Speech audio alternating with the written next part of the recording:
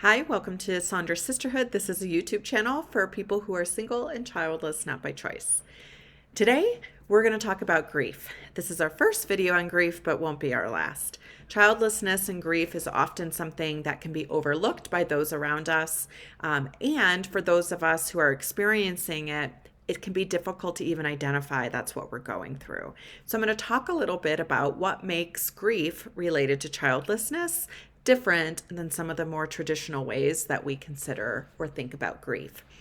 The first one is we're grieving what didn't happen versus grieving something that did happen. Specifically for those of us who are single and childless, it can be this kind of slow drip into recognizing or realizing that time is running out. It's not a single event. It's not something that happens in this acute phase. It's something that happens over typically quite a few years and a long period of time. The second way in which it's different is that it's often invisible. And what I mean by that is those people around us, unless we are specifically telling them that this is what we're experiencing, it's not something that our loved ones are usually paying attention to, are aware of, or even recognizing is happening for us. Because of that, it can be difficult for us to get the support that we need in these really painful moments. The third thing is typically those of us who are experiencing the grief don't even recognize ourselves that it's grief, and we don't have the language to tell that to others. I know from my own personal experience, I didn't really recognize that what I was experiencing was grief. I definitely recognized drop in mood and anxiety and things like that, but wasn't able to connect it with grief until I got a little further into the work and acceptance. You know, many of us, I think, go on these Google rabbit holes where we talk and where we type in things like childlessness. I think now, if you type in childlessness, there's things about grief that come up. But unless you're doing that, it's not something that other people are generally able to identify for us. Childless affirming therapist can be somebody that can help with that. But again, unless your therapist is really aware of the unique situations related to childlessness, sometimes we don't get it there either. The next one is our support people also don't have language around grief related to childlessness.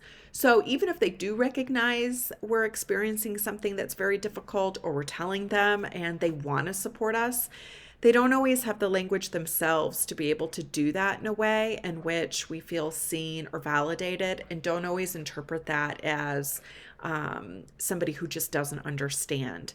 You know, I think a lot of us who have friends and loved ones, obviously they do what they know how to do in order to help support us. But again, they also don't have language when it comes to this type of grief as well. The next way in which it's different is that there's not expectations related to grief and childlessness. You know, when someone passes away, or we're talking about more traditional ideas of grief, there are expectations kind of in society, cultural norms, if you will, about how people react to that and what people say to that. There's also a lot of language and a lot of awareness around what not to say to people who are experiencing grief related to losing a loved one or someone passing away. For example, there are cards, right, that are targeted toward this type of grief. There is generally an expectation, right, that people reach out, an expectation that maybe people bring food over. There are societal norms that we all have a common language around to let this person know that we support them in what they're going through. Again, when it's childless grief, because again, it's something that didn't happen versus something that did happen, this is much harder to access.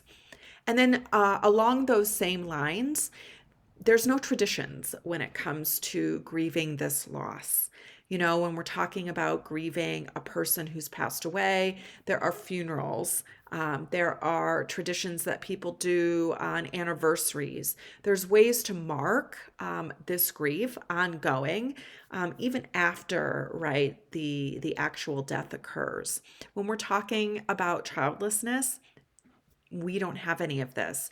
It's something that doesn't happen, and then it's something that's invisible, and then it's something that we just kind of figure out how to manage, and we kind of go on with our life as if nothing happened, but yet it continues to stay with us.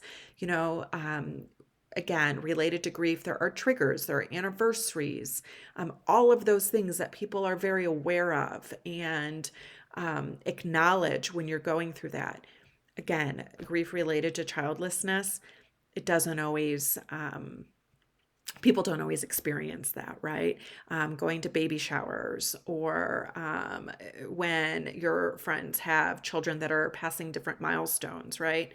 Those things can be triggering, and it usually has a lack of awareness around it. Again, not that the people that love us and support us don't want to be able to do that.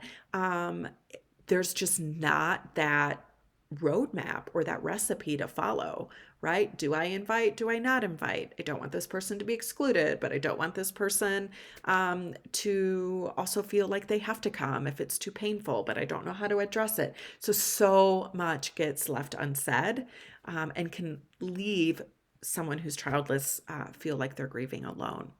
If that's you, know that there's definitely community out there. If you feel like you need to be amongst people who can understand. We have Sonder Sisterhood, which is a community for those who are single and childless, not by choice. And there's also Lighthouse Gateway Women, which is for people who are just broadly more speaking childless. There are communities out there for you. Please reach out and know that you're not alone. Thanks for watching. If you'd like more information and more content, you can follow us at Sonder Sisterhood on YouTube, at Sonder Sisterhood on Instagram. There's also at The Other Path Therapy and Coaching on Instagram, which is my other handle, and then at Singleness Extended as well. Have a great day.